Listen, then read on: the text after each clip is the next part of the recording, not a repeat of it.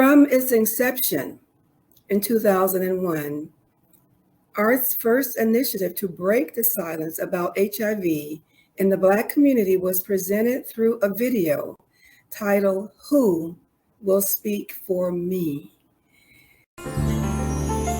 Where are you going?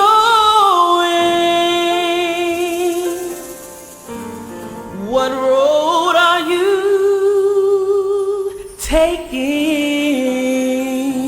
HIV/AIDS is the secret epidemic of the African American community. It is an epidemic that crosses all lines of gender, age, and sexual orientation in terrible numbers. It is secret because not enough of us, especially in our faith houses, have dared to raise our voices to speak the hard truth. And that silence is killing us. But the tide is beginning to turn. Who will have the courage to come forward? Who will speak for the men? Who will speak for the women? Who will speak for the children? Who will speak for me? This video gradually opened doors through community workshops, forums, and pulpits into predominantly Black churches. I mean, who did you talk to? Well, I want to see, more, some sort of dialogue. I mean, I just knew I wanted more dialogue. Now, how that was going to come about, I did not know, because it was just totally a taboo and was not even talked about. So here I am, one of the most chatty people in the church, and I'm preaching and everything else, thinking, in a roundabout way, I'm always talking about, the love of Christ and how we should love and we should be accepting, and we need to reach out and all that. So that in a general sense was getting to it, but not just really pinpointing certain things.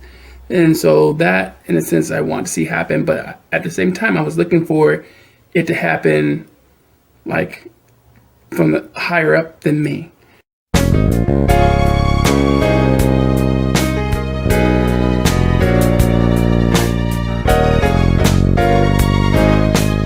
It is in our faith houses, at the heart of our communities, that we must confront the HIV/AIDS crisis.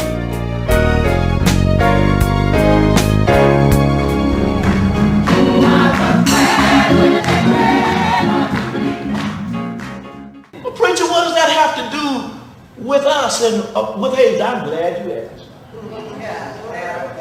The church has been silent too long as it relates to AIDS. Because not many of the individuals in the faith community, although they were leaders, wanted to embrace this as an issue. It's difficult, I think, for ministers to say, okay, I need to change our theology a little bit and quit saying to you to abstain and then remain silent after that. And as church members, we want to be involved because we don't want to be tainted. And don't fool yourself, AIDS can hit any of us. You're not immune to it.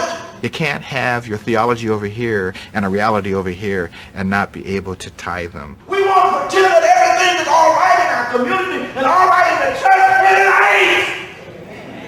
Get real! A certain man went down from Jerusalem to Jericho and fell among thieves, which stripped him of his raiments and wounded him and departed, leaving him half dead. And by chance there came down a certain priest that way, and when he saw him, he passed by on the other side. Ignorance is not bliss, it's deadly when it comes to this issue.